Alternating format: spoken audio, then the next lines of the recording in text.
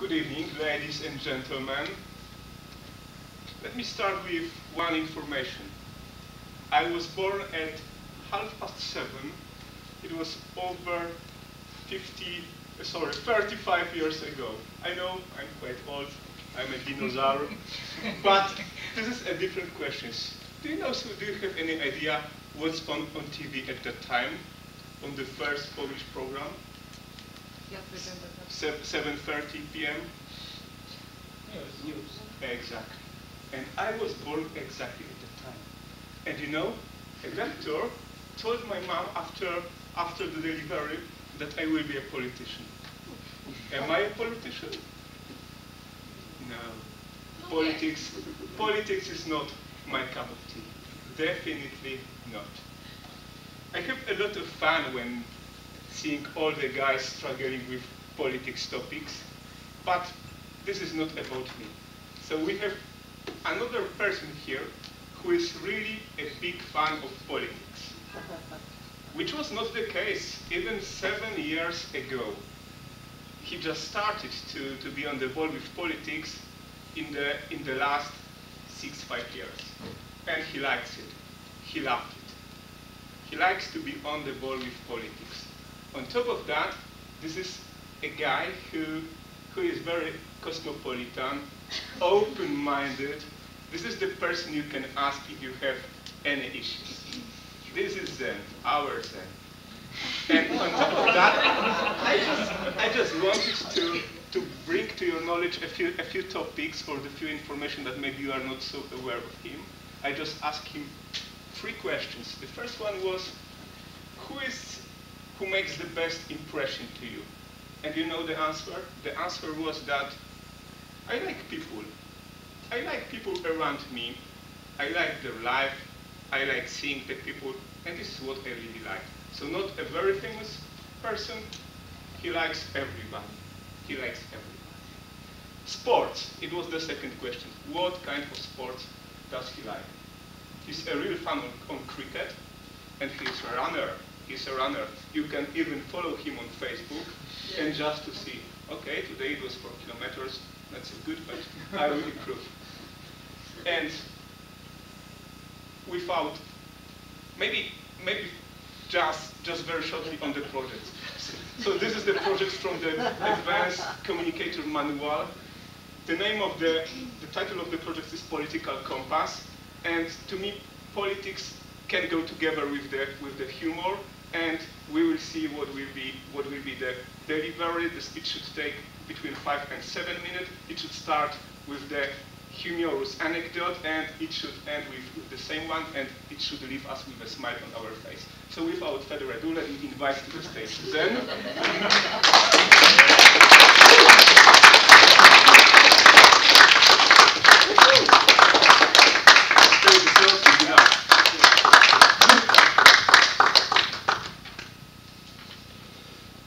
So as Arthur mentioned, I'm generally interested in politics. But when I moved to Poland, I wasn't really following it in detail, what is going on in Polish politics. Until a couple of years ago when it was the election time, and everywhere you could see posters, so I thought I should get to know these parties and these people. And as usual, I started my research. And I was more interested in how the economic policies of different parties look like. And I started to read about them. And there was one party which stood out. It provided child benefits. It wanted to improve the medical health and give it to everyone. It wanted to tax the big corporation and the banks. To me, the whole economic policy sounded very left side, socialist kind of policies. And because of my personal leaning, I thought, oh, what an awesome party. If I were a Polish person and I could vote, I would vote for this party. You know which party I'm talking about? Peace. Exactly. I'm talking about PiS, the Law and Justice Party, which is in power right now and is the government. And if you read the newspaper, you would realize it's a right-wing conservative party. So how can a right-wing conservative party have such kind of socialist economic policies? I was stumped. What the hell? So I decided to do more research. How do we classify a party as a right-wing or a left-wing?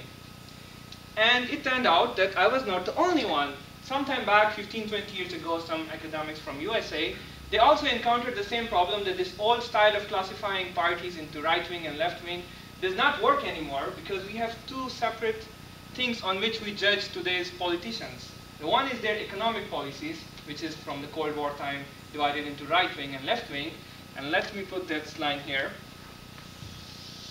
So this is left, this is right. On the left side, you have those political parties who have economic views coming from Karl Marx. So if you really want an extreme example, that would be the communist example. On the right side is the guys who believe in free market, no taxes, everyone can do whatever they want, and everyone has a right to private property. And extreme example is General Pinochet from Chile, or a less extreme one is Margaret Thatcher from UK or Ronald Reagan from USA. Those guys are what you would classify as here, and right-wing, but on economic terms. Peace does not fit there, does not come here. So why do we call it right-wing and conservative? This is what they tried to solve, and they called it the political compass, and how it looks like. There is an other line, which is not about economy, but this is about social things that politicians talk about. A person who is at the top, or a politician or a party which is at the top, is more authoritarian. The one that is at the bottom is more libertarian. What is authoritarian and what is libertarian? The one here wants to control all your life. The one here does not care what you do. That's the simplest way to define it. In extreme terms, if you want some historical example, you would put Hitler here, Stalin here. Those are the kind of guys you would put here. There is no such extreme example of libertarian, because they never got into power. There were many, but they are not so famous. So I decided, okay, now I know how to classify these parties. Let's do some work. So I read about it, and I started to classify, and I started to read. And it turns out that peace falls somewhere here. Can you really call a party which is almost centrist in terms of economic policies a right-wing party? I was also surprised.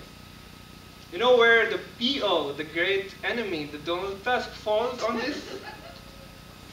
Yeah, about here.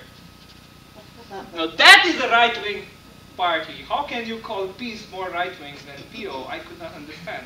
And this is the mistake that we make in general when people are writing articles and talking about on Facebook. This is the mistake they make. Let's talk about other famous people. Do you have any examples that you want to know? How about Angela Merkel, the very famous and everyone's loved leader of Europe? Everyone loves her, you know, in Poland I hear all the time. She's somewhere here. It's quite center, you know, in everything she's quite center, and her party. Economic as well as this. How about some historical people? Stalin is, of course, somewhere here. Hitler is here. Gandhi. He was a very nice guy. He was here. Really.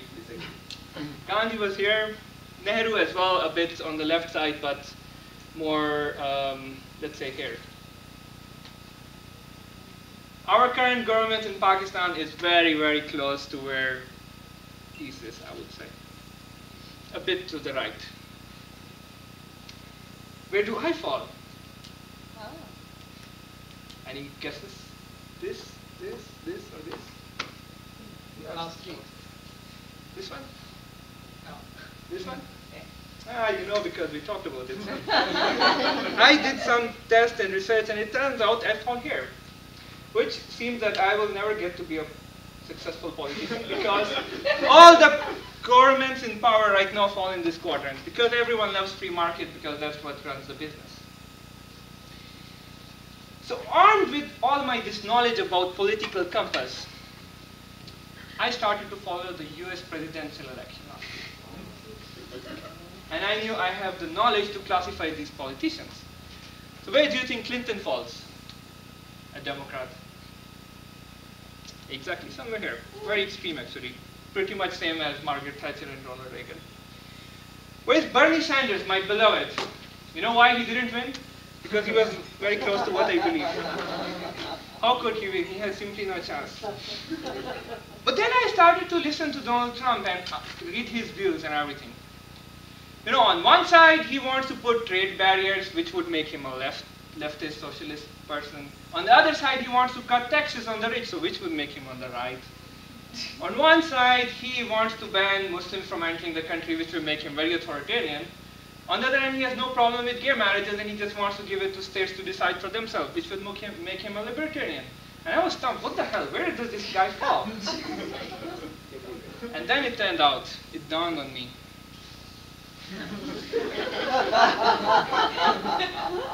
This is Donald Trump. He represents all of that. He has no ideology, and he will say whatever will get him the vote. And you know what is the word for that? He's a populist. Thank you.